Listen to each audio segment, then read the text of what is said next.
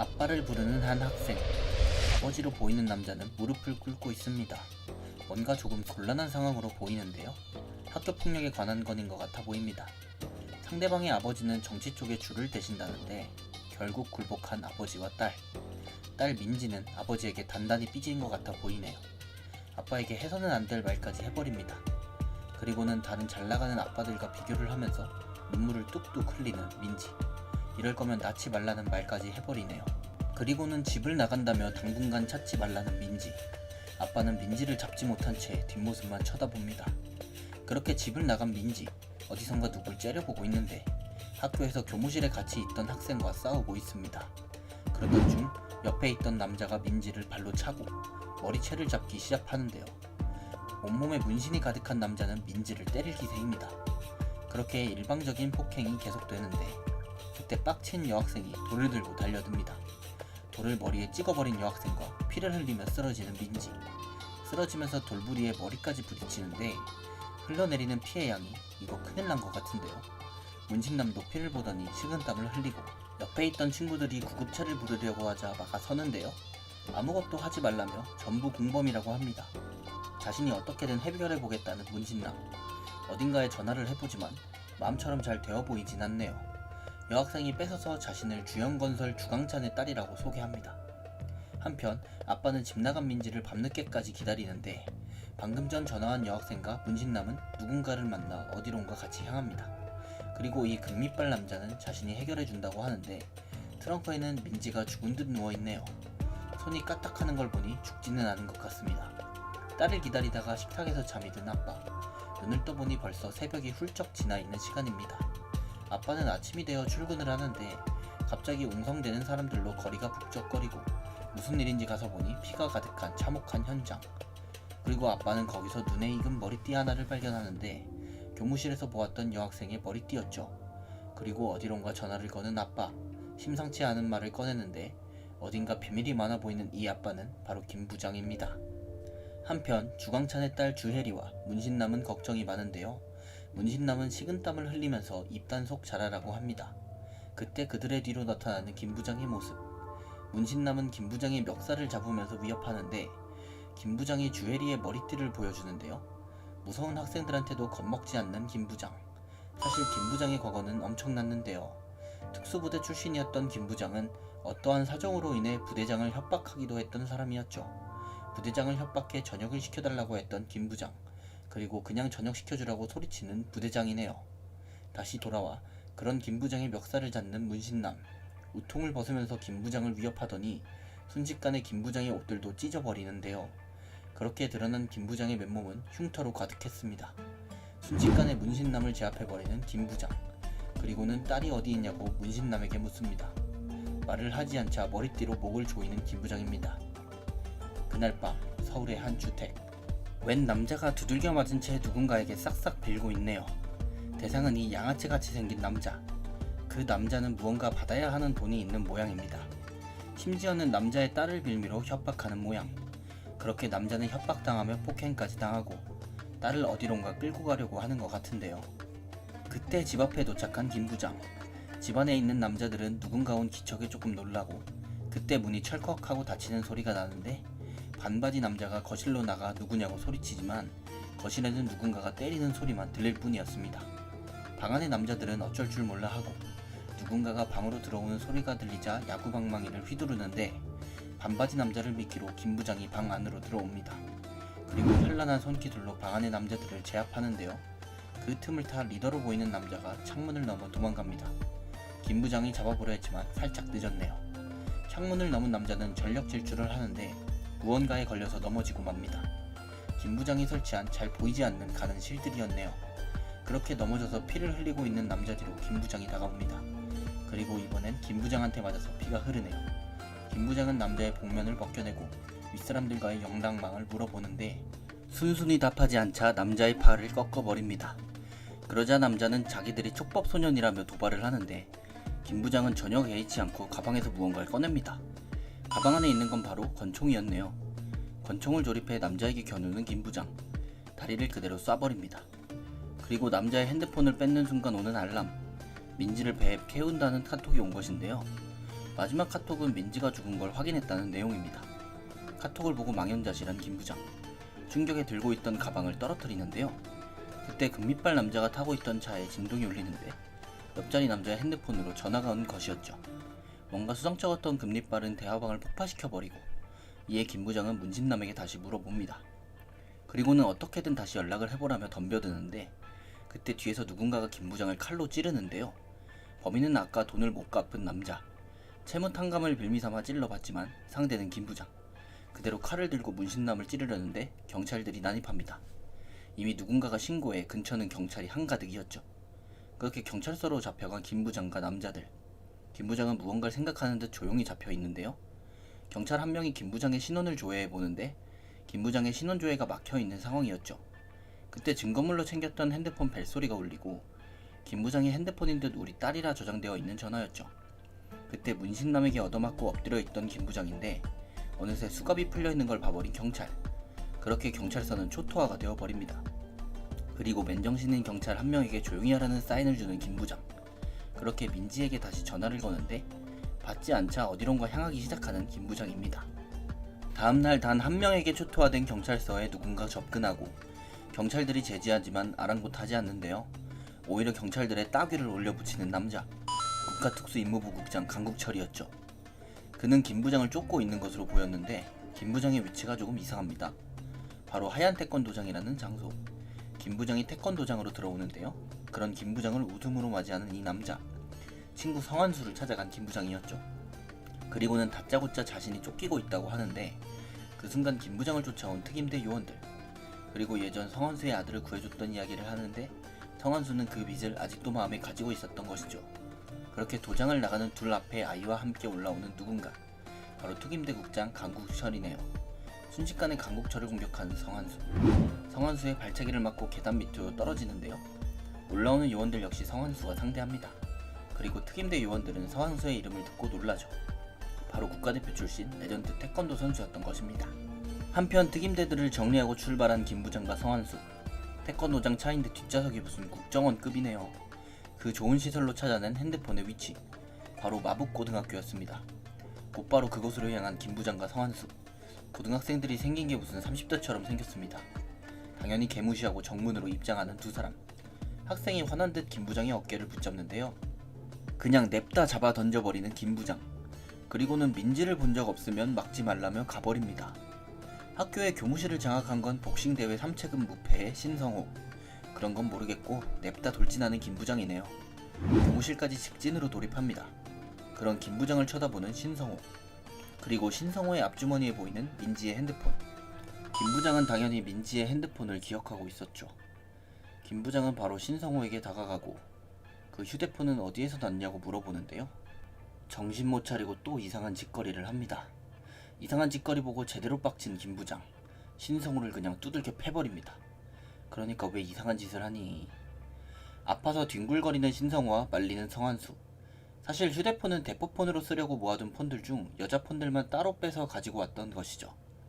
하필 그 중에 민지폰이 딱 걸렸고 그렇게 막 만지다가 실수로 전화가 걸렸던 것입니다. 민지의 폰을 받은 김부장은 놀랐는데요. 친구인 줄 알았던 혜령이 사실 민지를 괴롭혔던 것이죠. 민지에게 그저 친구라고 들었던 혜령. 사실 알고 보니 민지에겐 친구란 없었던 것이죠. 딸에 대해 아무것도 몰랐다는 사실에 자책감이 드는 김부장. 핸드폰을 보고 아무 말도 할 수가 없었습니다. 그런 김부장의 멘탈을 챙겨주는 성한수. 신성호에게 핸드폰을 어디서 가져왔는지 물어봅니다. 서울시 어느 작은 동네. 노숙자로 보이는 사람이 전봇대에 기대 술을 마시고 있는데요. 그런 노숙자를 찾아온 김부장과 성한수. 그리고는 가져온 핸드폰을 어디서 훔쳤냐는데 주운 것도 아니고 훔친 것도 아니라는 노숙자. 지난밤에 누군가가 무엇을 버리는 것을 목격한 노숙자가 지켜보고 있다가 가서 확인하는데 거기에서 나온 핸드폰인 것이었죠. 그리고 그런 노숙자를 본 학생들이 소주 한 병과 바꿔온 것입니다. 김부장은 핸드폰을 버린 사람들이 민지를 데려간 사람인 걸 확신합니다. 한편 어느 항구 도시. 금밑발 개두식은 트렁크를 엽니다. 그리고는 근처에 가득한 냉동창고 하나를 열고 마대자루에 넣은 무언가를 던져놓는데요. 그리고는 주사장에게 사기를 치려는 모양입니다. 주사장을 짐승이라 칭한 개두식. 그때 창고 경비가 이들을 목격하는데 누군가가 온다는 이야기를 못 들은 경비가 막아섭니다. 그럼 경비에게 냅다 칼부터 꼽는 이들. 들깨파 사람들 정말 빠꾸가 없네요. 그렇게 경비까지 냉동창고에 넣어버리고 문을 닫는데 마대자루 안에서 누군가 부스럭대죠. 김부장과 성환수는 차를 타고 이동 중입니다. 이동하면서 누군가를 찾는 김부장. 바로 노숙자가 보았던 그 차를 찾는 중이네요. 거의 다 찾은 그때 어떤 차가 김부장네 차를 덮쳐버리고 차가 넘어가는 순간 그 차의 위치를 찾아낸 김부장. 옆구리를 부딪힌 태권도장 차는 옆으로 넘어가 버리고 부딪힌 차에서 내리는 강국철. 그리고 그런 강국철을 여기서 죽이고 가겠다는 김부장인데 성환수가 김부장을 말립니다. 그리고 폭발하는 차에서 내린 건 성환수 혼자였는데 폭발을 뒤로 하고 김부장이 먼저 출발하는데요. 다리 밑 강으로 냅다 점프를 합니다. 한편 강국철 앞을 가로막은 성환수. 여기도 냅다 발차기부터 갈겨버립니다. 그런 성환수에게 총부터 쏴제끼는 강국철. 성환수는 자세를 잡고 무언가를 준비하는데 엄청나게 먼 거리에서 조준하고 쏘는 발차기. 몇 바퀴를 돌면서 하늘을 날아 강국철을 발로 차버립니다. 그리고는 강국철을 데리고 다리 위에서 뛰어내리죠. 한편 김부장은 차에서 본 위치에 도착한 모습입니다. 민지는 마대자루 안에서 깨어나 창고 안을 살펴보고 문을 열려고 시도하는 모습입니다. 그때 냉동창고로 향하는 한 사람. 민지는 사람을 피해 구석으로 숨었고 그 사람은 바로 개두식이었죠. 놀란 민지는 숨소리마저 손으로 막았고 발각당할 위기. 갑자기 경비가 일어나 개두식을 덮칩니다. 하지만 상대는 미친 들깨파 개두식. 그대로 경비를 찔러버리고 경비의 시체를 그대로 창고에 버려둡니다. 그리고는 누군가에게 전화를 거는데요. 바로 상대는 주영건설의 주강찬. 그리고는 건수를 잡았다는 듯 욕설을 하는데 혼자서 오고 현금 20억을 준비하라고 하네요. 걱정하는 주혜리에게 걱정 말라며 출발하는 주강찬. 단단히 화난 모습으로 개두식을 잡으러 출발합니다. 통화를 마치고 나오는 개두식.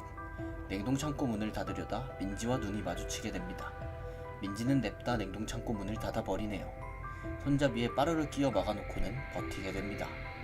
한편 냉동창고가 있는 항구에 도착한 김부장. 들깨파의 사무실을 찾아왔는데요. 더 볼 것도 없이 사무실을 박살을 내버립니다. 그렇게 들깨파 김상만을 쫓아가는 김부장. 김상만은 김부장을 피해 크레인 위로 도망가지만 더 이상 피할 곳이 없는 텅 빈 공간. 그냥 냅다 뛰어버리는 패기를 보여주는데 이 높이에서 뛰어내리는 이유가 있을까요? 그런 거 없고 그냥 추락사해버리는 상만입니다. 한편 연락이 안되는 들깨파를 기다리던 두식.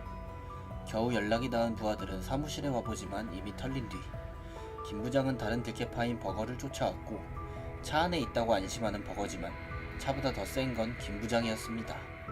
김부장에게 민지의 시체가 냉동창고에 있다고 말하는 버거. 그리고 누군가가 김부장을 야구방망이로 후려치는데 머리를 맞아도 끄떡없는 김부장. 버거는 냅다 도망치며 무고한 사람의 트럭을 훔쳐타고 그대로 운전해 도망치는데요. 김부장은 미친 달리기를 보여주며 따라갑니다. 그리고는 점프해 트럭 유리창을 깨버리는데 그렇게 트럭은 냅다 추락해버리고 무고한 시민의 트럭은 물속으로 빠져버립니다. 끝까지 버거를 찾아 물 밖으로 빠져나오는 김부장. 한편 냉동창고에서 울고 있는 민지. 그리고 냉동창고 앞을 막고 앉아있는 개두식인데요. 그런 개두식을 멀리서 지켜보는 김부장. 살려준다는 개두식의 말을 믿지 않는 민지이고 민지를 죽이겠다고 협박을 하는 두식입니다. 그때 두식의 앞에 김부장과 버거가 도착하고 김부장은 달랑 노끈 하나 가지고 두식을 잡으러 갑니다. 이렇게 마주한 두 사람. 김부장이 먼저 공격을 시작하는데요. 그때 의문의 남자가 김부장을 갑자기 공격하고 공격을 받은 김부장은 뒤로 물러나는데요. 만만치 않은 상대라는 걸 직감하는 김부장. 부러진 손가락을 그냥 맞춰버리는 상대입니다. 상대는 개두식이 부른 강민이라는 인물. 괴물같은 몸놀림으로 김부장을 잡아채는데 김부장도 곧바로 반격합니다. 개두식을 공격할 때는 개두식을 지키는 모습을 보여주네요. 그리고는 진짜 죽이겠다며 칼을 꺼내드는데요. 어림없이 김부장한테 팔이 붙잡힙니다. 그렇게 강민을 처리한 김부장. 피를 흘리며 절뚝이지만 민지가 있는 냉동창고로 걸어갑니다. 둘이 싸우는 동안 냉동창고로 향하는 두식. 굳게 닫혀있던 문이 열려있는 것을 발견하는데요. 민지의 마대자루가 경비에게 덮여있는 것을 보고 잔꾀는 통하지 않는다면서 냉동창고 안으로 들어가는데 마대자루를 보고 그 앞에 선 두식. 그냥 냅다 칼로 마대자루를 쑤셔버립니다. 그렇지만 그 뒤에 숨어있던 민지. 냉동된 물고기로 두식의 머리를 강타해버립니다. 그렇게 두식을 쓰러뜨린 민지. 김 부장이 냉동창고에 도착했지만 민지는 없고 쓸데없는 두식이 쓰러져 있는데요. 민지가 이곳에 없자 살아있다는 걸 직감한 김 부장. 거기에 바닥에는 민지의 글씨까지 있었죠. 민지를 이렇게 만든 놈들에게 분노를 느끼고 민지를 찾아 냉동창고를 떠나는 김 부장입니다. 그리고 냉동창고에서 기절해 있던 두식. 사실 죽을까봐 기절한 척 하는 거였죠. 그때 냉동창고로 접근하는 누군가의 인기척. 바로 들깨파 버거였는데요. 버거는 자신을 팬 두식을 배신하고 문을 닫아버리고 두식은 문을 발로 걷어차보지만 어림도 없죠. 그때 냉동창고의 문이 열리고 두식 앞에 나타난 건 주영건설의 남실장이었죠. 냅다 두식을 걷어차는 남실장이네요. 한편 민지를 찾아 항구를 뒤지는 김부장. 민지는 냉동창고를 떠나 하염없이 걷고 있었죠. 앞이 컨테이너 박스로 막혀있지만 그딴 거 필요 없이 그냥 컨테이너 위를 뛰어가는 김부장. 달리는 김부장의 뒤로 절벽을 기어 올라가는 민지가 보입니다. 김부장이 민지를 발견하고 소리쳐보지만 멀리 있는 민지는 소리를 듣지 못하네요. 한편 두식의 금리빨이 뽑히고 있고 남실장이 두식의 뒤처리를 하고 있었죠. 냉동창고에는 두식의 비명이 울려 퍼집니다. 사실 두식은 작은 건설회사에 붙어있는 용역 직원이었고 일을 잘해 사장에게 예쁨도 받았었죠. 어느 날 밤 두식을 옥상으로 불러낸 사장. 두식을 뒤에서 밀어버리는데요. 그렇게 옥상에서 떨어지는 두식. 알고 보니 아파트 재개발을 위해 일부러 밀었던 것이죠. 회복 후 찾아간 사장은 울면서 빌었지만 이미 마음을 굳히고 찾아왔던 두식. 사장을 그냥 죽여버립니다. 그렇게 용역업체를 먹어버린 두식. 건설업체 대표가 보자고 하는데 그 대표가 바로 주광찬이었네요. 주광찬을 보고 즉시 자신을 죽이라고 시킨 사람임을 알아챈 두식. 적대감을 내비치자 주광찬도 본 모습을 보이고 사람을 시켜 냄비를 하나 가지고 오는데요.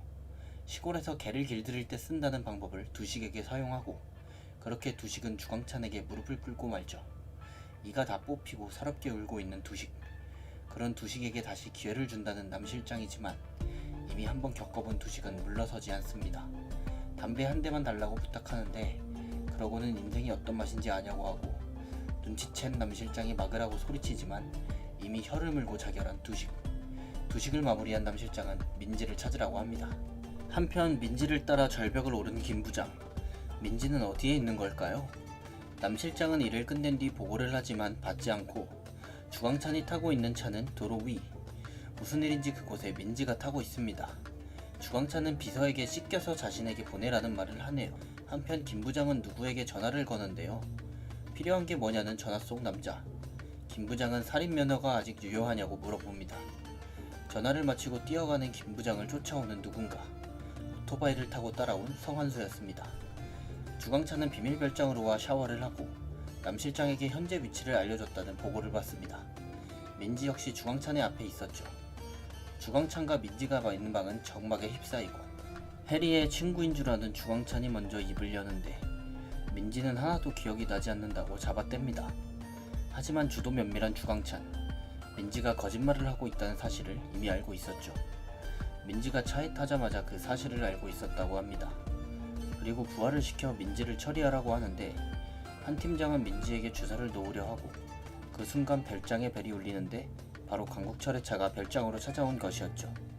문을 열어주지 않자 냅다 박아버리는데 순식간에 별장은 사람들로 인산인해가 되어버렸고 강국철은 내려서 보란듯이 총을 쏴대죠. 그리고 2층에서 그 장면을 보고 있는 주광찬. 강국철은 주광찬에게 총을 들이밀고는 자신의 공무원증을 던져 보여줍니다. 그리고는 별장을 뒤지기 시작하는 특임대 요원들. 태어난 주광찬에게 강국철은 무언가를 말하는데 바로 특임대의 육금성이 오고 있다는 말이었죠. 육금성이란 특임대의 각 분야 최고의 요원들입니다. 육금성이 별장 앞에 도착을 했고 그들의 앞을 남실장이 막아섰습니다. 육금성이고 뭐고 먼저 후려버리는 남실장. 천하의 육금성도 남실장한테는 어림없는 모습. 육금성의 리더로 보이는 인물이 인상을 찌푸리는데요. 별장 내부 뒷문이 열리는데 육금성의 리더가 들어오는 듯한데 사실 남실장이 육금성들을 전부 제압한 모습이죠. 그리고는 주광찬은 무서울 게 없다는 말을 합니다. 한편 그 시각 별장을 내려다보고 있는 누군가. 바로 김 부장과 성환수였죠. 이들은 별장에 민지가 있을 것으로 생각하고 있습니다. 그리고 별장 안에서는 강국철이 주광찬의 멱살을 잡고 특임대는 아무것도 발견하지 못했는데요. 그때 걸려오는 통화. 특임부 차관이 강국철에게 거기까지만 하라고 하죠. 빡친 강국철 핸드폰을 내다 던지고 권력의 힘을 몸소 느끼며 분해합니다. 그리고는 다음에 다시 잡으러 오겠다며 주광찬에게 윽박지르죠. 이렇게 물러나게 된 특임대. 웬일인지 조용히 그냥 물러나는 강국철인데 사실 알고 보니 민지를 뒤로 빼돌렸던 것이죠. 그 사실을 뒤늦게 확인하고 뛰어오는 주광찬의 비서. 하지만 이미 한 발 늦은 뒤였습니다. 사실 지하실로 빼돌려졌던 민지를 누군가가 풀어주는데 뒤로 몰래 잠입했던 육금성 요원이었죠. 하지만 민지에게 이곳 역시 안전한 곳은 아니었고 육금성 요원은 민지를 기절시킵니다. 강국철은 잘했다면서 칭찬을 하고 그렇게 민지를 태운 차량들은 어디론가 향하는데요. 그때 차량들 중 한 곳 뒷좌석이 좀 음침한데 김 부장이 몰래 잠입해 있었던 것입니다. 그 사실을 모르는 다른 차들은 복귀 중이고 김 부장 하나의 일이 커지자 다른 요원들은 짜증을 부리는데 육금성 리더는 김 부장에 대해 설명을 해주죠. 얼마나 대단했던 사람인지를 말입니다. 그때 뒤에서 숨죽이고 있던 김 부장이 습격합니다. 앞서가는 차가 흔들리는 것을 본 뒷차 운전자. 앞차 안에서는 이미 난리가 나고 있었고 김 부장은 혼자서 차량을 거의 탈취하고 있었습니다. 차량을 탈취한 김 부장은 속도를 내고 무전을 통해 강국철과 대화를 하려고 합니다. 강국철에게 김 부장은 협박을 하지만 이미 강국철은 본부에 도착을 한 뒤였습니다. 김 부장은 적들의 소굴로 걸어 들어가는 꼴이었죠. 강국철은 민지와 기다릴 테니 어서 오라고 합니다. 그렇게 민지는 특임대 본부로 이송되고 선물을 남겼다는 김 부장의 말에 강국철은 분주해지는데요. 그 선물이 차 밑에 숨어있는 줄은 아직 모르나 보네요. 한편 본부로 이송된 민지를 앉혀놓고 지켜보고 있는 강국철인데요. 신문을 하려 하지만 잘 되지 않는 모습입니다. 아빠 얘기가 나오자 반응이 나오는 민지. 강국철은 민지에게 아빠가 간첩이었다는 거짓말을 하고 해외에서 아빠를 노리고 있다고 말합니다. 대놓고 거짓말로 멘탈을 흔드는데요. 자신이 움직이면 어떤 일이 벌어질지 알면서 김 부장이 움직인 게 겨우 딸 때문이라는 사실을 알고 분노합니다.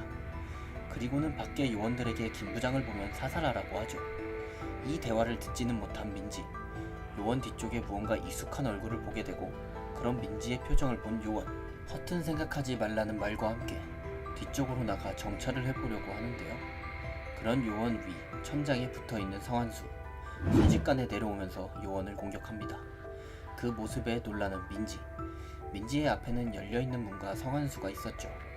아빠 보러 가자는 아빠 친구의 모습이었습니다. 전직 비밀요원 김 부장. 자신의 딸을 되찾기 위해 대한민국을 적으로 돌리다. 외모지상주의, 싸움 독학, 그리고 인생 존망의 세계관을 잇는 공식 스피노프 작품. 김 부장의 다음 이야기가 궁금하시다면 네이버 웹툰 22화를 참고해주세요. 지금까지 웹툰 소환사였습니다. 감사합니다.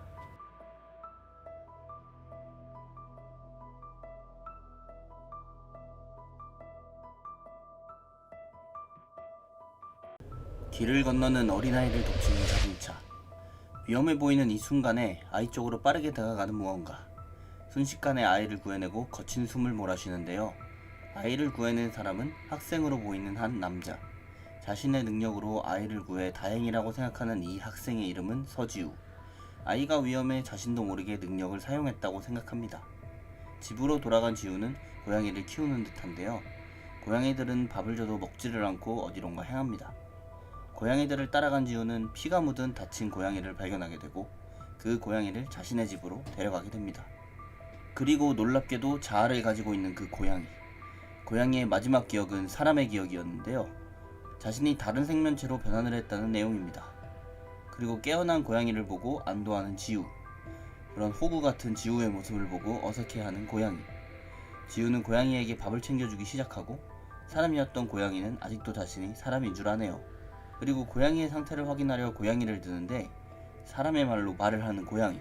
지우에게 바로 험한 말을 갈겨버립니다. 그런 이상한 고양이를 보고 패닉에 빠져버린 지우. 멘탈이 나간 지우에게 고양이는 한 번 더 협박은 합니다. 아무래도 자신이 원하는 변신은 아니었나 본데요. 자신의 신세를 슬쩍 얘기해주는 카이든. 아무래도 몸 상태가 정상이 아니라 회복이 필요해 보입니다. 그때 잠시 나갔다 오겠다는 지우. 카이든을 품속에 넣어 같이 가기로 합니다. 그때 지우에게 이 동네에 괴물 고양이가 있냐고 묻는데요. 그들의 앞에 나타난 조금은 이상해 보이는 괴물 고양이. 지우를 쫓아오기 시작하는데요. 심지어 날카로운 발톱으로 공격을 하기 시작합니다. 그럼 괴물 고양이가 어딘가 익숙한 지우. 이전에 보았던 길냥이가 생각이 났는데요. 아무튼 괴물 고양이를 피해 도망간 지우. 카이드는 집에 가 있으라며 자신이 어떻게든 해본다고 합니다. 그런 지우에게 자신의 힘을 조금 나눠준다는 카이든. 지우의 몸에 손을 대고 힘을 사용합니다. 카이든의 힘을 받고 달라진 몸 상태에 놀라는 지우. 그럼 그들의 앞에 괴물 고양이가 따라붙고 이제는 재빠른 움직임으로 고양이의 공격을 피해내는데요. 순식간에 고양이의 앞에서 옆으로 이동하고 미안하다는 말과 함께 고양이를 공격합니다. 그렇게 괴물 고양이를 기절시키네요. 그 시각 높은 곳에서 무언가를 찾는 남자. 샘플이라고 말하는 무언가를 찾고 있는데요. 그리고는 자신에게 돌아오라며 능력을 사용합니다.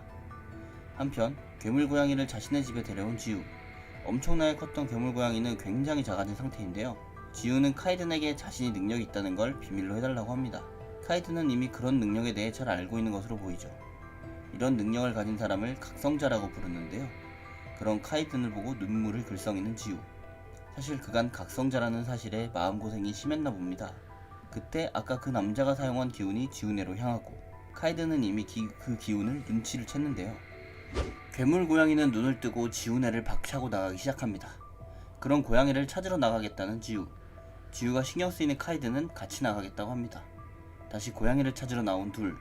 카이든은 눈에 보이는 기운에 조금 긴장한 눈치입니다. 기운을 방출한 남자에게 향한 고양이. 하지만 남자에게 적대감을 표현하는데요. 그런 남자와 고양이를 발견한 지우. 당장이라도 달려가려 하지만 지우를 만류하는 카이든이네요. 카이든은 자신의 기운을 뿌려대며 고양이를 찾아온 남자가 거슬렸나 봅니다. 그때 남자를 공격하기 시작하는 고양이. 남자는 쉽게 고양이를 벽으로 던져버리는데요. 남자 역시 각성자라는 사실을 알게 되었죠. 하지만 그런 남자를 보고도 고양이를 구해야겠다는 지우. 각성자 간의 대립은 목숨까지도 위험한 상황이라는 카이든인데 그 순간 남자가 고양이를 능력으로 공격하는데 자신의 능력을 사용해 고양이를 구해내는 지우입니다. 그런 지우를 능력으로 공격해보지만 순식간에 사라져버린 지우를 놓친 것 같네요. 고양이를 구출해내고 해냈다며 신난 지우인데요. 카이드는 이 순수한 지우가 걱정이 되나 봅니다. 그래도 자기 맘대로 행동한 건 알고 있네요. 카이든을 자신의 집에서 지내게 하는 지우. 고양이들의 밥을 챙겨주고 학교로 갑니다. 학교에서 누군가와 부딪혔는데요. 잘 보지 못했던 친구 같은데요. 사과를 하는 지우를 차갑게 쳐다보는 학생. 이 학생의 정체는 무엇일까요? 도시의 어느 한 지하실. 아까 그 학생과 고양이를 공격한 남자가 함께 있는데요. 이들은 근처에서 동물들을 모으는 것 같네요.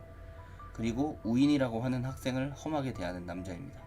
자신의 힘을 되찾는 카이든. 하지만 몸의 부상이 심해 힘을 되찾는 게 쉽지 않아 보입니다. 걱정이 많은 지우에게 카이든은 무언가를 가르쳐주겠다고 하고 지우의 각성 능력을 끌어올려주려고 합니다. 심한 자뻑은 덤이고요. 그렇게 지우의 몸에 손을 대고 다시 한번 힘을 나눠주는 카이든. 자신이 알려준 방법을 혼자 하기에는 힘들 것이라고 하는데요. 하지만 손쉽게 자신이 알려준 방법을 사용하는 지우. 짧은 시간에 심장에 각성 능력을 쌓아버린 지우입니다. 그리고 그런 지우를 보고 자신의 방법이 뛰어나다고 착각을 하는 카이든이며 자뻑은 그냥 패시브인가 봅니다. 한편 학교에서 하교하는 지우. 카이든과 고양이들 생각에 여념이 없어 보이는데요. 길을 지나가다 우인을 발견한 지우. 뭔가 안 좋은 상황입니다. 불량 학생들은 우인을 괴롭히는 것으로 보입니다. 그런 우인에게 아는 척을 하는 지우인데요. 불량 학생들은 지우에게도 손을 쓰려고 하는데 지우는 빠른 몸놀림으로 쓱 피해버리고 하네요. 그때 뒤에 서있던 학생이 그만하라고 합니다. 그리고는 지우에게 한마디 하고 자리를 뜨는 모습. 지우는 별탈 없이 집으로 돌아오는데요. 집에 있던 카이든이 왜인지 모습이 보이지 않자 아쉬워하는 지우입니다. 사실은 화장실에 있어요. 이제 지우와 카이든도 많이 친해진 모습입니다. 지우는 구출해온 고양이가 걱정스러운데요. 몸 상태 확인을 위해 동물병원을 가야겠다고 합니다. 동물병원을 가는 지우 앞을 지나가는 우인. 지우의 품속에 안긴 고양이를 아는 눈치인데요. 우인과 대화했던 남자와 관련이 있는 고양이인 걸 눈치챈 우인입니다. 우인은 복귀하게 되고 우인과 대화하는 남자는 추적자들을 경계하는데요. 스승이라고 칭하는 남자에게 질문을 하는 우인. 그리고 추격자의 각성 능력을 묻는데 스승은 지우의 능력을 우인에게 알려줍니다. 우인은 학교에서 지우를 보고 생각하는데요. 순수해 보이는 지우를 추적자라고 믿기 힘들어합니다. 하굣길에도 고양이를 발견하면 다가가서 아는 체 하는 지우. 그런 지우에게 뒤에서 접근하는 우인인데요. 우인에게 안고 있던 고양이에 대해 묻습니다. 지우는 자신이 데려오겠다고 말을 하죠. 그리고 고양이를 보여주는 지우에게 우인은 자신이 찾던 고양이가 확실하다고 합니다. 그리고는 지우에게 그 고양이를 내놓으라고 하는데요. 무언가 이상하게 생각한 지우는 싫다고 합니다. 그런 지우를 무력으로 제압하는 우인. 하지만 각성자였던 지우는 쉽게 당하지 않는데요. 고양이를 데려가는 우인에게 자신이 본 남자와 같은 편이냐고 묻습니다. 그 말을 들은 우인은 각성 능력으로 지우를 공격하고 지우 역시 능력을 사용해 우인과 대치합니다. 하지만 조금 더 능력 사용에 능숙해 보이는 우인, 지우를 쓰러뜨립니다. 우인을 상대하는 지우의 능력은 어찌 어리숙해 보이는데요. 능력 사용이 어색한 지우를 보며 추적자가 아니라고 확신하는 우인. 그런 지우에게 소속을 묻는 우인입니다. 그리고는 지우에게 고양이를 빼앗아 다시 돌아가네요. 고양이를 찾아온 우인을 반기는 스승. 그런 스승에게 우인은 추적자를 놓쳤다고 거짓말합니다. 하지만 지우는 곧바로 우인을 따라왔었죠. 그런 지우의 앞에 나타난 스승. 지우는 도망가려고 하지만 스승은 그런 지우에게 능력을 사용하는데요. 그 순간 지우를 눈치챈 우인은 스승에게 향하고 스승에게 지우는 추적자가 아니라고 말하죠. 자신을 속인 우인을 차갑게 쳐다보는 스승입니다. 그리고는 우인을 능력으로 공격하는데요. 우인을 떨어뜨려 놓고는 지우를 공격하려고 하는 스승입니다. 지우를 공격하려고 하는 스승에게 공격이 날아왔는데 우인은 지우를 지키기 위해 스승을 공격한 것이었죠. 이에 분노한 스승은 우인을 공격합니다. 우인에게 배신당한 스승은 분노로 가득 찼죠. 그리고 그 모습을 지켜보고 있는 카이든. 지우에게 다가가 지우를 챙기는 모습을 스승이 발견하게 되는데요. 그리고는 지우에게 자신이 모든 걸 해결하겠다고 합니다. 카이든의 주위로 모이는 강력한 힘, 다시 사람으로 돌아오게 된 카이든입니다. 그리고는 능력을 사용해 공간 분리를 하는데요. 그 모습을 보고 스승은 위화감을 느끼게 됩니다. 그리고는 능력을 확인하고 무언가를 생각하는데요. 자신의 정체를 밝힌 카이든에게 싸움을 원하지 않는다며 회피를 하게 됩니다. 하지만 이미 눈이 돌아간 카이든, 신경도 쓰지 않네요. 그렇게 스승을 공격하는 카이든, 죽기 직전까지 스승을 몰아가기에 이릅니다. 그런 스승과 카이든 앞에선 우인, 그리고 우인과 스승을 함께 공격하려는 카이든인데요. 하지만 지우가 그런 카이든의 공격을 제지합니다. 각성자들의 세계에선 있을 수 없는 일에 카이든은 의아해하지만 자신 때문에 누군가를 죽이는 것은 싫다는 지우. 마음이 변한 카이든은 우인과 스승을 놓아줍니다. 카이든에게서 벗어난 이들은 빠르게 이곳을 떠나려고 하죠. 그때 무언가 느낀 스승 갑작스럽게 우인을 공격하며 밀치는데요. 그때 이들을 급습한 한 무리의 사내들. 스승을 제압하고 데려가려고 합니다. 그리고 우인에게도 함께 가줘야겠다며 데리고 갑니다. 한편 집으로 돌아온 지우. 누군가에게 전화가 오는데요.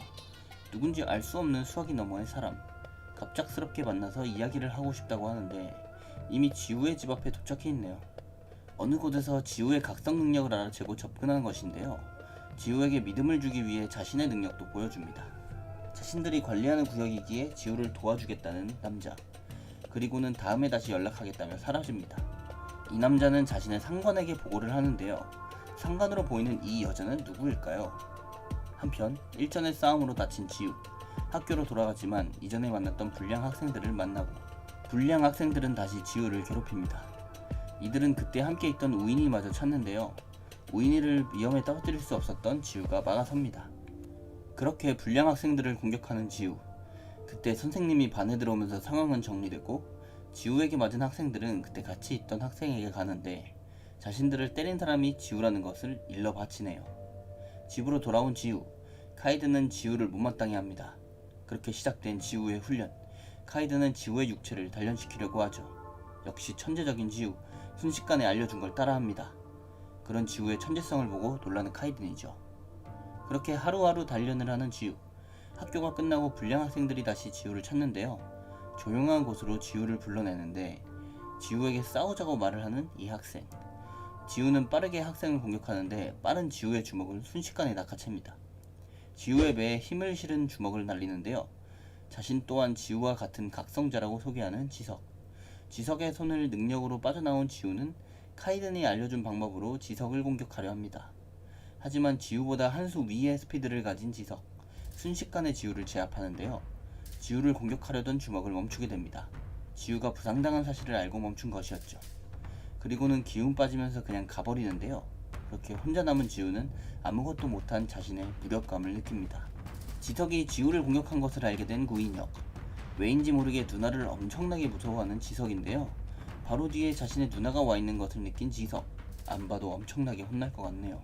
우울감에 돌아온 지우는 다시 단련을 시작하고 그렇게 단련하느라 학교를 빠지게 됩니다. 인혁 역시 학교에 나오지 않는 지우를 신경 쓰고 있었고 대표에게 자신이 지우의 집을 찾아보겠다고 하죠. 그렇게 지우네 집에 찾아온 인혁, 지우에게 사과를 합니다. 사실 인혁의 회사 대표인 유지영의 동생이었던 지석, 지우에게 지석이 다시는 싸움을 걸지 않을 거라고 하는데요. 다시 싸우지 못한다는 말에 반응하는 지우, 인혁은 지우에게 마음에 담아놓지 말라고 합니다. 하지만 지우는 인혁에게 지석과 다시 싸우고 싶다고 말하죠. 인혁은 지우가 원한다면 자리를 만들어주겠다고 합니다. 그리고 유지영에게 이를 보고하는데요. 유지영 역시 둘의 싸움을 허락하는 분위기입니다. 인혁은 자신에게 지우에 대해 묻는 지석에게 지우가 지석과 싸우고 싶다고 한 말을 전해주게 되죠. 지석은 이 말을 듣고 지우에게 관심이 생기게 됩니다. 한편 지석과의 대련을 앞두고 맹훈련한 지우, 드디어 지석과의 대련날이 다가왔는데요. 카이드는 지우에게 긴장하지 말라고 조언합니다. 그렇게 지석에게 찾아간 지우, 신하의 유지영이 마중 나오고 신하의 시설에서 지석과의 대련을 하게 됩니다. 시작하자마자 지우에게 접근하는 지석, 순식간에 지우의 옆구리를 강타하는데요. 지우를 눕히고 지석은 여유를 부립니다. 하지만 다시 일어선 지우, 이번에는 능력을 사용해 먼저 공격을 하는데요. 훈련의 성과로 지석에게 닿는 지우의 공격, 하지만 지석도 역시 만만치 않은 속도를 가졌습니다. 카이드는 지우의 스피드를 믿는 모양인데요. 대련은 지석의 우세가 지속되는 상황, 쓰러지지 않는 지우에게 조금 더 강한 능력을 사용하는데요. 그동안 사용하지 않았던 강한 능력을 지우에게 뿜어냅니다. 온몸으로 지석의 공격을 받은 지우, 정통으로 맞았지만 아직도 서서 대련을 계속하려 하는데요. 그런 지우를 보며 온 힘을 다한 공격을 준비하는데 카이든과의 훈련으로 아직 힘이 남아있는 지우, 하지만 능력자로서의 지석은 지우보다 한 수 위의 모습입니다. 서있기도 힘든 현재 지우의 상태, 지석은 마지막 일격을 준비합니다. 지우를 덮쳐가는 지석의 마지막 일격, 순간 힘을 아끼고 있던 지우 역시 회심의 일격을 날리고 지석이 따라가지 못할 정도의 속도의 공격을 성공시킵니다. 자신도 눈치채지 못한 속도의 공격을 당한 지석은 당황하고 마지막 일격을 날린 후 쓰러진 지우를 사람들이 챙기는 모습, 결국 지우는 병원 신세를 지게 되네요. 그동안 병원에서 이틀이나 잠들었다는 지우, 이 정도의 상처는 각성자에게는 별거 아니라고 합니다. 그리고 지우에게 카이든을 묻는 유지영인데요. 지우는 모르는 척 대답을 회피하게 되죠. 한편 우이는 다시 학교에 나오게 되고 스승을 데려간 협회에서 자신 또한 관리를 받게 되죠. 우인 역시 학교를 나오지 않는 지우가 신경 쓰이나 봅니다. 다시 불량 학생들은 우인에게 접근하고 우인을 둘러싸며 다시 괴롭히는데요. 이번에는 참지 않는 우인, 먼저 공격을 합니다. 그러자 지석이가 지우를 데려갔다며 손사래를 치네요. 마침 나타난 지석, 우인은 지석에게 묻고 지석임을 확인하자 바로 달려드는데요. 지석은 빠른 움직임으로 회피하죠. 바로 이어진 지석의 공격, 본격적인 싸움이 시작되려고 합니다. 하지만 그때 그들의 앞에 나타난 누군가, 바로 협회의 박성하였습니다. 그리고 신화의 구인혁도 나타났죠. 그럼 그들 앞에서 당황하는 우인과 지석, 우인은 인혁에게 지석과 싸울 방법을 묻는데요.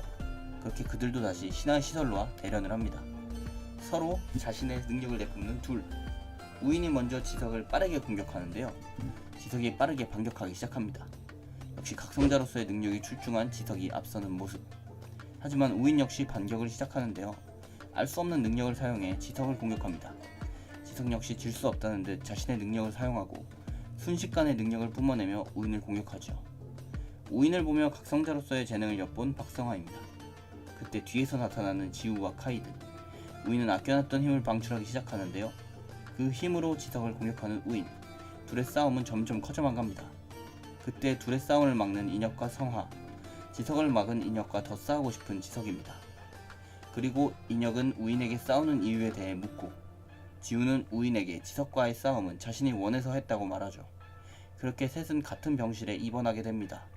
박성화는 셋을 같은 병실에 둔 것을 이해하지 못하고 유지영은 다가올 행사를 위해 경험해보는 것도 괜찮을 것이라 말하죠. 퇴원을 하고 다같이 지우네 집으로 간 이들, 지우는 오랜만에 집을 찾아온 손님들이 반갑습니다. 우인과 지석은 그렇게 지우와 조금 더 친해져 갑니다.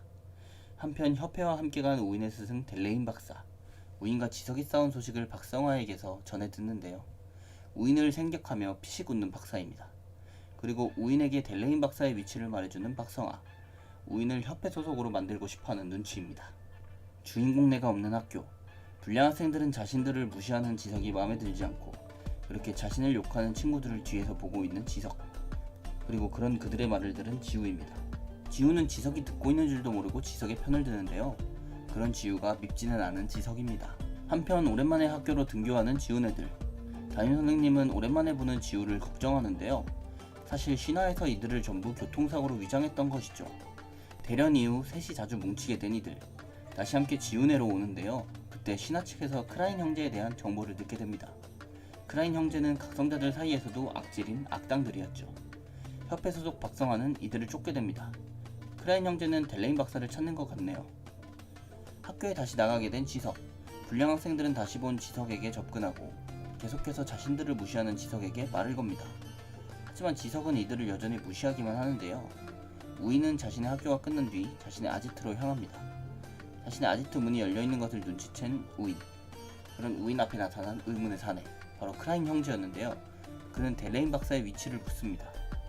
우인은 빠르게 그들에게서 도망치려고 하는데 만만치 않은 크라인 형제 우인의 앞뒤를 둘러쌉니다.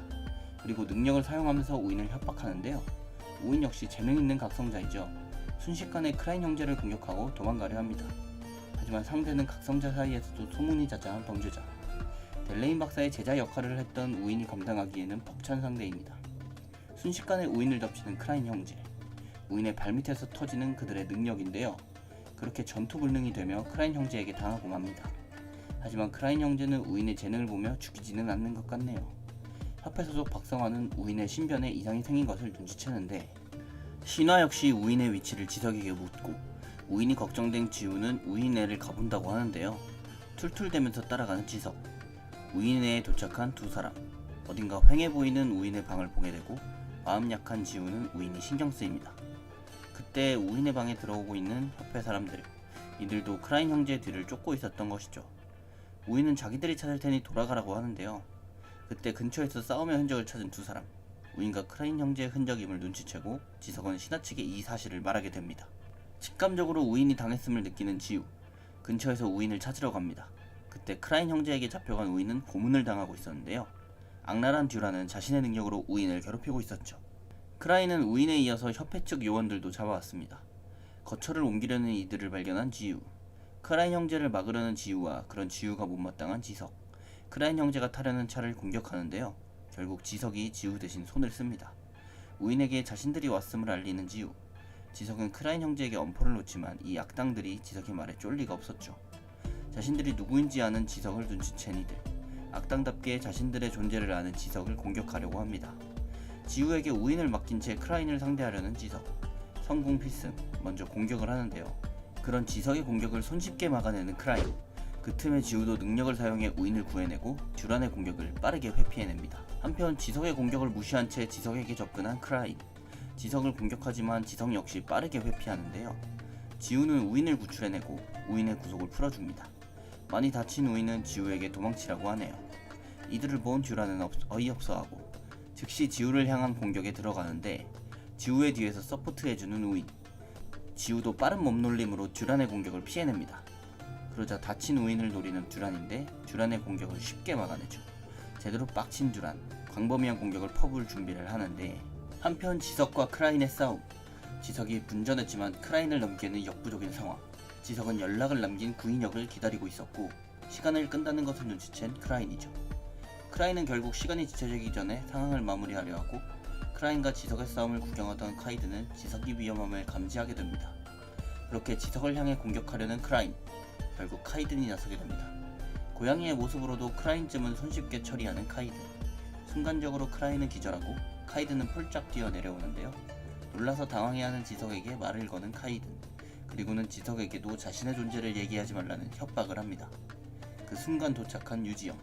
확실히 실력자답게 빠르게 합류해주네요. 정신을 차리고 유지영을 공격하는 크라인인데요. 손도 쓰지 않고 능력으로 쉽게 방어해내는 유지영. 빠르게 공간 분리를 합니다. 상대의 실력을 확인하고 이제서야 유지영임을 눈치챈 크라인. 겁도 없이 유지영을 처치하겠다고 덤비는데 그저 뿜어내는 힘만으로도 크라인에게는 벅차 보입니다. 그녀가 뿜어낸 힘이 크라인을 덮치고 크라인에게 수준이 한참은 부족하다는 말을 하죠. 그렇게 쓰러지는 크라인입니다. 한편 지훈의 상황은 암울한데요.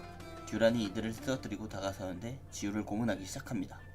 그 모습을 본 우인이 자신에게 원하는 것을 말하라고 하고 델레인 박사의 위치를 알려준다고 하는데 고양이 몸에 깃든 카이든과 각성 능력을 숨겨온 고등학생 지우의 이야기. 일렉시드의 다음 내용이 궁금하시다면 네이버 웹툰 44화를 참고하시기 바랍니다. 지금까지 웹툰 소환사였습니다. 감사합니다. 한 중세시대 배경의 한적한 마을. 주인공은 바닥에 놓은 채 눈을 뜨게 되는데요. 그리고 주인공 눈앞에 뜨는 게임과도 같은 메시지. 주인공은 자기 전 읽었던 소설 속의 세상에 들어와 있었습니다. 당황한 그에게 말을 거는 한 사람. 바로 주인공이 읽었던 철혈의 기사의 주인공인 하비엘인데요. 그는 시골 영주인 프론테라가를 모시는 무명 기사였죠. 그리고 그런 하비엘이 경어를 쓰며 모시려고 하는 주인공이 바로 그 프론테라가의 장남 로이드 프론테라였습니다. 프론테라가의 저택으로 온 로이드는 하비엘에게 자신이 쓰러져 있던 경위를 듣게 되는데요. 여느 때와 다름없이 마을에서 행패를 부리다가 집에 오는 길에 쓰러졌다고 하네요. 로이드는 이 소설의 내용을 전부 알고 있습니다. 왜냐하면 바로 어젯밤 좁아터진 고시원방에서 마지막 화를 읽었기 때문이죠. 때문에 로이드의 비극적인 결말 또한 알고 있었습니다. 다음날 로이드의 행패를 전해 들은 로이드의 어머니는 로이드를 찾고 어떻게든 수습을 해야겠다고 생각하는 주인공. 하지만 생판 처음 듣는 대답에 어머니와 하비엘은 놀라는 눈치입니다. 그렇게 하비엘과 같이 마을로 향하는 로이드. 그가 보이자 마을의 주민들은 숨기 바쁜데요. 눈도 마주치지 못하게 창문을 닫아버리기까지 합니다. 시스템에 창이 뜨면서 마을 사람들에 대한 자신의 평판을 알게 되는 로이드. 심지어는 인간 말종과 주정뱅이와 같은 이상한 스킬까지 생깁니다. 시스템 창을 보면서 멍 때리는 로이드에게 다시금 물어보는 하비엘. 주점에 들어가겠다는 로이드를 이상하게 여기는데요. 주점에 들어가 어젯밤 자신이 했던 잘못을 사과하는 로이드. 그리고 그런 로이드를 보면서 극도의 경계태세를 취하는 주점 주인입니다. 이유인즉슨 그간 로이드는 사과라는 것을 하지 않았기 때문이었죠. 하비엘은 진심 어린 사과를 위해 망가뜨린 물건에 대한 변상이 필요하다고 하고 로이드는 순간 머릿속에 무언가 생각이 드는데요. 중세시대인 이곳에는 온돌 구들장이 없다는 것. 소설 속 로이드였다면 당연히 불가능하겠지만 실제 자신이 김소호라면 가능한 일이었죠. 왜냐하면 그는 토목 설계공학 전공에 군대 공병을 나온 인재였기 때문입니다. 로이드는 주점 주인에게 온돌 구들장을 지어주겠다고 말하고 주점 주인을 협박 아닌 협박을 하며 계약을 성사시킵니다. 그렇게 공사를 시작한 로이드, 땅을 다지기 시작하는데요. 순식간에 건물까지 완공시키는 그입니다. 하지만 귀족 가문에서 망나니 집만 하던 몸뚱이답게 체력이 벌써 바닥인데요. 그런 그를 보고 하비엘이 나서서 도와주겠다고 합니다. 놀라운 솜씨로 나무를 베어내는 하비엘. 그런 하비엘에게 삽을 건네는 로이드입니다. 이상한 주군을 만나 노가다를 뛰게 되는 하비엘이네요.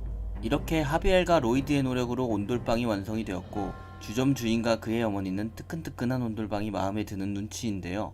이 세계에는 없는 마치 마법과도 같은 온돌방에 녹아내립니다. 이런 모자와 로이드를 보면서 놀라는 하비엘. 왜냐하면 양아치의 삶을 사는 로이드에게서는 일어날 수 없는 일이었기 때문이죠. 사실 로이드에게는 온돌방을 만들어준 이유가 있었으니 며칠 뒤 이 온돌방을 경험하러 많은 사람들이 방문하는데요. 이 사람들에게 장사를 하는 로이드. 양아치 영주아들의 위치를 활용해 계약을 성사시킵니다. 그때 나타난 로이드의 아버지 아르코스 프론테라. 결국 그에게 붙잡혀온 로이드인데요. 아르코스는 로이드가 또 밖에서 사고를 친 건지 물어봅니다. 로이드를 연기해야 하는 김소호는 소설과 비슷하게 싸가지 모드로 대답하는데요. 그런 로이드에게 아버지의 따뜻함을 섞어 대답하는 아르코스. 과거 자신의 아버지가 자신에게 했던 말들이 떠오르는 김수호입니다. 아르코스에게 퉁명스럽지만 조금은 따뜻한 말을 하고 밖으로 나섭니다. 복도에서 걸어가던 두 명과 마주친 로이드. 이상하게도 이 두 명은 귀족과의 장남인 자신에게 인사를 하지 않고 무시하는데요. 사실 이 두 명은 사채업자였죠. 아르코스에게 붙어서 대금 지급을 재촉하는 사채업자들. 소설로 이미 이 내용을 알고 있던 로이드는 미소를 짓습니다. 한편 시스템을 이것저것 살펴보기 시작하는 로이드인데요. 건설에 관련된 쓸만한 스킬들을 배우게 됩니다. 현대 문명이 없는 이 세계에서 굉장히 쓸만한 스킬들이었죠. 또 환상종 랜덤 뽑기라는 기능도 있는데요. 스킬과 뽑기를 위해 RP라는 포인트를 모을 계획인 로이드입니다. 사채업자들은 아르코스에게 돈이 없다면 방법이 있다고 말을 하는데요. 바로 프론테라 부인과 하녀들을 팔으라는 말도 안 되는 소리였네요. 그런 사채업자들 뒤에서 나타나는 로이드. 사채업자들은 로이드의 행실을 알고 있기에 별 신경을 쓰지 않는 눈치인데요. 정색을 하면서 왕국의 법에 대해 읊어주는 로이드. 사채업자들은 놀라서 그런 법이 어딨냐며 항의하고 로이드는 하비엘에게 무단 침입자의 팔을 자르라고 명령합니다. 사채업자에게 칼을 뽑으며 다가서는 하비엘. 그런 하비엘을 보고 사채업자들은 도망가기 바쁘네요. 사채업자들을 쫓아낸 뒤 아르코스에게 돈다발을 건네는 로이드. 아르코스는 여태 그랬듯 로이드가 영지민들에게 뜯어낸 돈이라고 생각하는데요. 하비엘은 그런 일이 있는지 자신이 감시하겠다며 이 돈은 깨끗하다고 말합니다. 그날 밤 시스템을 사용하러 숲으로 간 로이드. 환상종 뽑기 시스템을 사용하는 로이드입니다. 뽑기 버튼을 누르자 밝게 빛나는 광원이 생성되고 굉장히 짜치는 모양의 주문과 마법진이 허공에 생성됩니다. 그리고 그 마법진을 뚫고 등장하는 첫 환상종. 마치 햄스터같이 생긴 모습에 로이드는 꽝이라고 말하고 자신은 꽝이 아니라고 말하는 햄스터 뽀동이. 해바라기 씨앗을 먹으면 몸집이 커진다는 말에 해바라기 씨를 먹여보는 로이드인데요. 10m가 넘게 자라는 뽀동이를 보고 놀랍니다.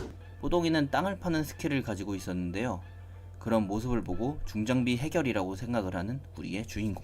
다음날 영지의 병사들을 전부 불러 모은 주인공. 병사들은 아침 일찍 이게 무슨 일인가 싶어 하는데요. 로이드는 이들을 데리고 작업을 하려고 합니다. 자신의 공사에 병사들을 투입할 생각을 하는 아떡 기업가 마인드의 로이드. 그때 프론테라의 기사인 노이만이 저지하는데요. 사실 노이만은 소설에서 프론테라가를 먼저 배신하는 악역이었죠. 노이만은 로이드에게 명예로운 병사에게 왜 공사를 시키냐며 반대하지만 로이드는 코빼기도 신경을 쓰지 않는 모습입니다. 멘탈 약한 노이만은 표정이 구겨지며 화를 내고 얼굴에 삽으로 흙을 뿌리며 도발하는 로이드.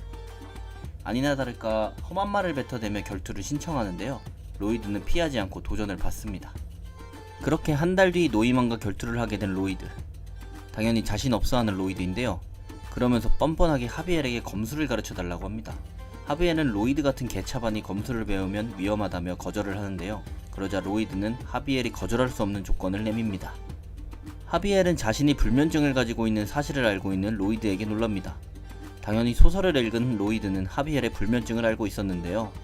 하비엘은 모든 감각이 날카로워져 잠을 이룰 수 없는 상태였던 것이죠. 그렇게 서로 딜을 하는 두 사람. 하비엘은 로이드가 절대로 성공할 수 없다고 확신하는데요.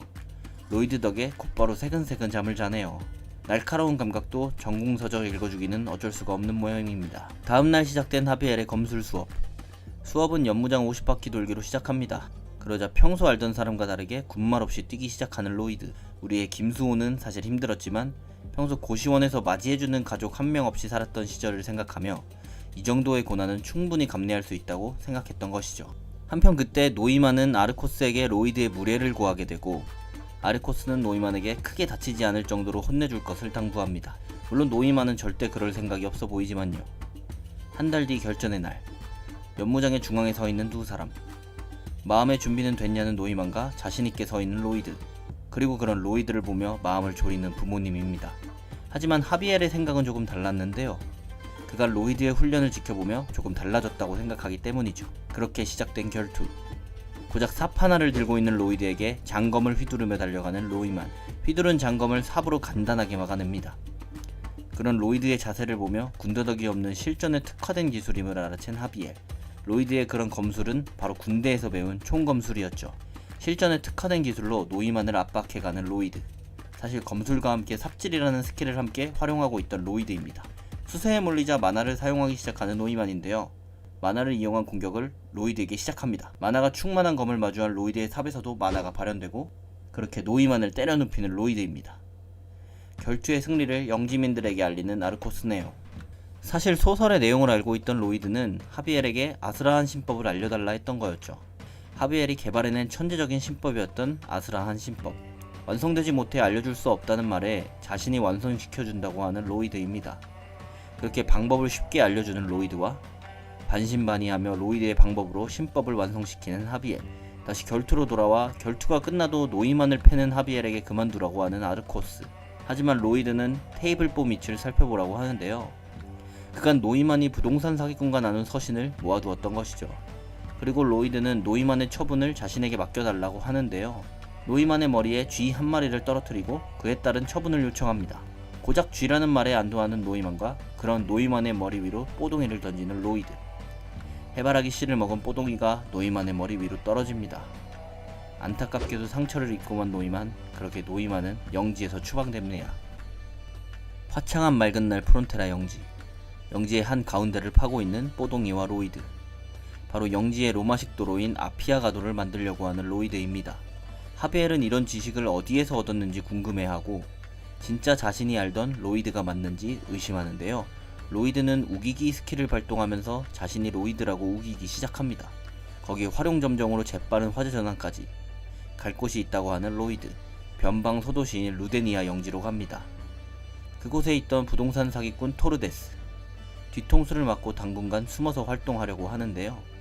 숨어있는 토르데스 앞에 나타난 로이드, 토르데스에게 자신의 출신을 밝힙니다. 당황해서 도망가려고 하는 토르데스와 자신의 경호원에게 도망가자고 합니다. 뒷문으로 도망간 그들 앞에 나타난 하비엘, 경호원에게 얌전히 토르데스를 넘기고 사라지라고 경고하죠. 그런 하비엘에게 검쥐는 법은 알고 있냐며 마법을 시전하는 경호원인데요. 사실 소설 속에서는 중력 마법의 강력한 힘 앞에 고전하는 하비엘이지만 이곳은 소설 내용을 알고 있는 로이드가 있는 현실. 이미 아슬아한 신법을 완성했던 하비엘에게는 그저 체중을 조금 올려주는 마법으로밖에 느껴지지 않았죠.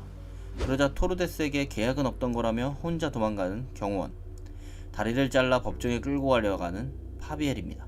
그런 하비엘을 몸으로 막으며 당황하는 로이드, 미쳤냐며 법정 가면 바로 참수형이라고 하비엘을 막아섭니다. 이유는 따로 있었는데요. 토르데스를 묶고 앉혀놓은 로이드, 계약서에 사인만 하면 끝이라며 계약서를 내밉니다. 이 미친 주인공은 죽을 때까지 토르데스를 굴리기 위해 법정으로 끌고 가지 않은 거였죠. 뽑아먹을 수 있는 만큼 뽑아먹을 생각을 하는 로이드, 울며 겨자먹기로 계약서에 사인을 할 수밖에 없는 토르데스입니다. 며칠 후 프론테라 남장령, 로이드의 앞에 길게 늘어선 행렬이 보이는데요. 온돌로 사람들의 믿음을 얻는 로이드에게 사람들이 모여있는 거였죠. 거기에는 온돌로 행복을 다시 찾아 고마워하는 사람들도 있었습니다. 감사하다며 찾아온 영지민과 그런 영지민을 보며 당황하는 로이드. 한편 하비엘은 지금 뚫고 있는 도로의 사용처를 궁금해하는데요. 로이드는 도로의 끝에 있는 광산에서 역청탄을 캐낼 것이라고 합니다. 그리고는 그 역청탄을 비싼 값에 팔아치울 생각을 하고 있네요. 사실 그 광산은 선대 남작들도 여러 번 시도를 했지만 지반이 약해 실패했던 곳인데요. 로이드는 현대의 귤착 기술을 사용해 이를 성공시키리라 생각합니다. 하비엘은 이제 로이드에게 믿음이 생긴 모양새입니다. 돌로 가득 찬 광산의 입구, 그리고 그 안에 무언가 잔뜩 숨어 기척없이 지내고 있습니다. 이를 모른 채 건설 관련 스킬들을 올리고 있는 로이드, 돌로 막혀있는 광산을 파고 들어갈 생각을 합니다. 하지만 뽀동이는 도로공사로 인해 뭉져 누운 상황, 새로운 환상종을 뽑을 생각을 하게 되는데요. 저번과 같게 이상한 소리를 내며 나타나는 마법진, 그 안에서 작은 뱀이 튀어나옵니다. 마치 방울뱀을 닮은 조그만한 뱀은 해바라기 씨로 거대화를 할 수 있다고 하네요. 그렇게 방울이로 공사의 설계를 해보는 로이드, 흙을 파먹은 방울이가 스킬로 강철똥을 방을 하면 뒤에서 하비엘이 강철을 일정한 길이로 자르면서 앞으로 나아가는 미친 방법을 만들어냅니다. 쉬는 시간 없이 깊숙한 곳까지 광산을 개척한 로이드와 하비엘. 하지만 자기가 일하던 한국을 생각하는 로이드, 책임자라며 뒤로 빼는 모습을 보이지 않고 노동자들과 더 함께 남아있게 됩니다. 그때 파고 있던 광산 안쪽에서 나는 이상한 소리, 막혀있던 돌들 사이로 거대한 개미가 튀어나오는데요. 갑작스럽게 튀어나온 개미를 베어내는 하비엘, 로이드도 강철삽으로 개미들을 처치합니다. 하지만 개미는 본디 집단 생활을 하는 곤충, 이곳은 사실 개미굴이었던 것이죠. 일촉즉발의 상황에서 무언가를 생각하고 있는 우리의 주인공, 이 상황을 타파할 방법을 머릿속에 떠올리게 됩니다. 그리고는 하비엘에게 개미굴 속으로 들어가자는 미친 소리를 하고 맙니다. 이런 급박한 상황을 전해들은 아르코스는 광산으로 향합니다. 그리고 개미굴 안으로 들어간 하비엘과 로이드는 개미떼를 맞아 분전 중입니다. 무언가를 찾고 있는 로이드인데요. 자신이 찾던 메탄가스층을 찾아낸 로이드, 그런 그들 앞에 개미들의 여왕이 나타납니다. 거대한 개미 여왕을 보고 자신감이 떨어진 로이드와 하비엘. 일단 하비엘이 여왕을 공격해보는데요. 그러는 사이 메탄가스층에 불을 질러버리고 튀자는 로이드, 도망가면서 이곳저곳에 불을 질러버립니다. 메탄가스와 불이 만나 엄청난 폭발을 일으키는데요. 엄청난 폭발로 인해 흔들리는 광산, 그리고 광산 앞에서 로이드를 부르며 뛰어들어가려고 하는 아르코스. 앞길이 무너져 흙으로 덮인 로이드인데 흙을 삽으로 퍼내면서 반드시 나가자고 하는 뒷모습이 보입니다. 절체절명의 상황, 스킬을 사용하는 로이드, 자신의 몸에 마나를 생성시키게 되고 마나의 존재를 느끼게 됩니다. 급박한 상황에 남아있는 포인트를 전부 소진해 스킬을 올리는 로이드인데요. 그렇게 에너지자이저와 잡력 폭발이라는 스킬을 얻게 됩니다. 스킬을 사용해 전부 사용한 에너지를 다시 충전하는 로이드, 힘을 내서 다시 흙을 파내면서 앞으로 전진합니다. 하지만 그것도 잠시, 너무 깊었던 로이드는 더 이상 앞으로 나아가지 못하는데요. 그렇게 자빠진 로이드의 앞, 흙 안쪽에서 무언가 이상한 소리가 들리는데 로이드가 있는 곳까지 굴을 파고 들어온 뽀동이었죠. 그렇게 하비엘을 업고 개미굴을 빠져나오게 된 로이드. 아르코스의 앞에서 힘을 다해 쓰러지고 맙니다. 하비엘을 업고 개미굴을 빠져나온 로이드를 칭송하는 영지민들. 로이드는 침대에서 눈을 뜨게 됩니다. 그런 로이드 앞에 무언가 뜬 시스템 창. 영지민들의 칭송으로 500RP를 얻었다는 것이 더 행복한 로이드입니다. 그렇게 확장하게 된 프론테라 광산. 광산을 다시 찾은 로이드와 하비엘인데요. 그런 로이드를 존경의 눈으로 쳐다보는 영지민들. 하비엘은 이런 위험한 일을 굳이 직접 하는 이유를 로이드에게 묻고, 위험한 일일수록 책임자인 자신이 해야 한다는 로이드입니다. 이유는 그래야 돈을 제일 많이 쓸어갈 수 있다는 자본주의적 마인드. 그러는 와중에 광산 너머로 공간을 확인한 로이드는 무언가 있다는 직감에 벽 너머를 삽으로 파보는데요. 그곳에는 오크가 잡혀서 기절해 있었습니다. 그런 오크를 보면서 득템했다며 사악한 미소를 짓는 로이드. 오크를 영지로 데려온 로이드는 자신은 아로쉬라며 로이드를 생명의 은인으로 믿는 오크 앞에 있습니다. 그러자 로이드는 광산에서 일할 오크 120명을 달라고 하는데요. 로이드는 전사가 아니기 때문에 빌려줘도 명령을 하지 못한다고 하는 아로쉬입니다. 그는 사실 성년식을 맞아 야수 개미의 머리를 가져오려고 개미굴에 갔던 것이죠. 아로쉬는 개미 잡기에 실패했다면서 성년식이 실패라고 하는데, 로이드는 자신이 잡은 여왕개미의 머리를 보여주며 아로쉬와 같이 잡았다며 블러핑을 겁니다. 순진한 오크를 속이는 악덕업자 로이드. 그렇게 자신을 전사라고 믿게 하고 오크 일꾼 120명을 빌려주게 만들어 버리네요. 황야의 오크, 강철모래 부족의 불악. 일꾼을 빌리러 간 로이드에게 불가능하다고 하는 부족장. 근손실은 부족의 멸망이라며 매일 나가는 사냥을 뺄 수 없다고 하는데요. 뜨거운 황야의 날씨에 고기는 하루만 지나도 상해버리기 때문입니다. 그러자 고기가 상하지 않는다면 일꾼을 빌려줄 수 있냐는 로이드. 그렇게 부족장과 발주 계약을 맺어버리는 로이드입니다. 오크들에게 석빙고를 만들어주고 일꾼과 그들이 운동기구로 사용하는 값비싼 금기둥까지 얻는 계약이었죠. 석빙고의 제조를 위해 튼튼한 화강암이 필요하다는데요. 그런 튼튼한 화강암 앞에서 이상한 표정으로 하비엘을 쳐다보는 로이드. 소설에 나온 기술을 미리 하비엘에게 알려주는데요. 얼굴에 철판을 깔고 사용할 수 있을 거라고 말하는 로이드. 그렇게 타이로 발파 기술을 사용하게 되는 하비엘입니다. 이제는 체념하고 로이드를 믿고 부려먹힐 준비를 하게 되죠. 하비엘이 화강암을 쪼개고 다듬은 화강암은 뽀동이가 운반합니다. 그러던 와중 단열재 재료를 가지고 오라 한 5명이 아직도 도착하지 않은 것을 눈치챈 로이드. 분명 무슨 일이 생긴 것으로 생각하고 인부들을 찾으러 갑니다. 인부들의 흔적을 찾아 나서던 중 무언가 흔적을 찾아낸 로이드. 주문 제작한 목장갑을 보아하니 그들의 영지민이 확실해 보이는데요. 잠시 소설 속의 내용이 생각났던 로이드. 병사들이 전부 죽었을지도 모른다며 길을 재촉하게 됩니다. 그렇게 루펠란의 던전으로 찾아간 로이드와 하비엘. 던전의 입구부터 자신의 뒤를 따라오라며 자신있게 들어가는 하비엘인데요. 던전의 트랩을 미리 알고 있던 로이드가 하비엘을 구해줍니다. 그리고는 하비엘에게 감각을 예민하게 사용해보라는 로이드. 하비엘을 내비게이션 삼아 던전을 통과합니다. 그런 로이드를 수상하다고 생각하는 하비엘이네요. 던전의 안쪽 책을 보고 있는 한 사람. 트랩이 발동한 것을 느끼고 침입자라고 생각하는데요. 가둬놓았던 로이드의 영지민들 중 한 명을 골라 무언가 마법의 희생양으로 쓰려는 듯 내려놓습니다. 그때 그의 앞으로 등장한 로이드와 하비엘. 남자는 마법진을 사용해 그들의 앞에 있는 철문을 닫아버리는데요. 코끼리도 잠재우는 수면가스를 로이드와 하비엘에게 쏴버리죠. 하지만 불면증 치료를 위해 안 써본 수면제가 없는 하비엘은 수면제에 면역이었고, 숨을 참고 굴을 파서 철문 밑으로 향하는 길을 만든 로이드. 마치 공포영화 같은 등장을 하면서 마법사에게 향합니다. 당황한 마법사는 이상한 마법진을 그려 발동시키고, 그것은 자신이 만들어낸 구호를 소환시키는 주문이었죠.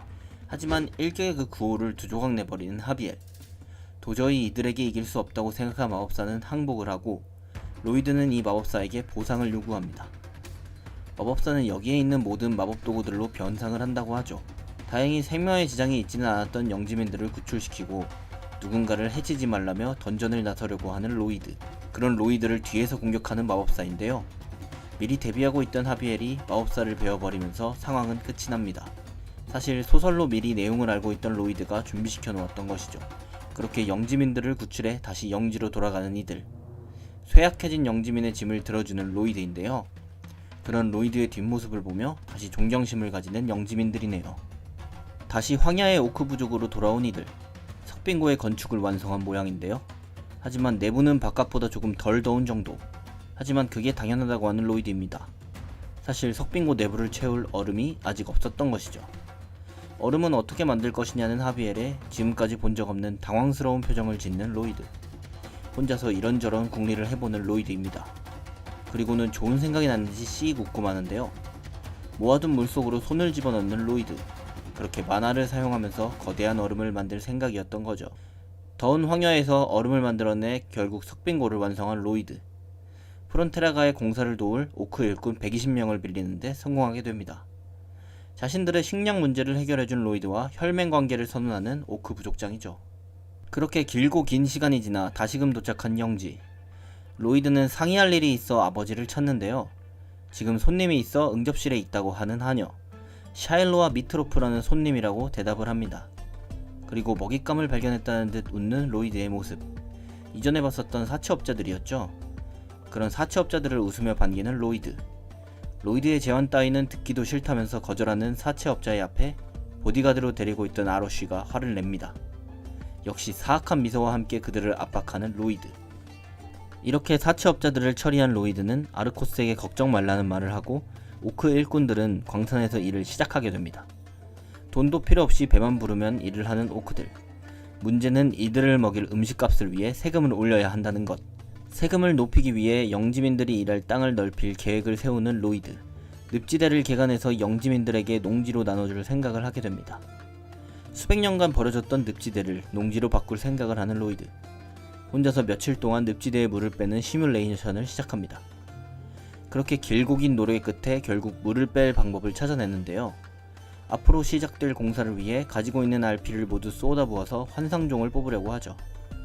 그렇게 나온 하망이. 하지만 작은 체구로 하망이는 쓸모가 없어 보이는데요. 자신의 능력을 보여주려는 하망이 물을 마십니다.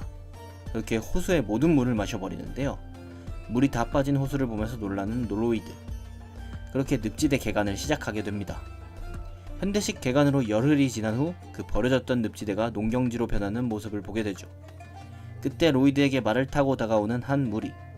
바로 마레즈 습지 북쪽에 위치한 라코나 자작이었는데요.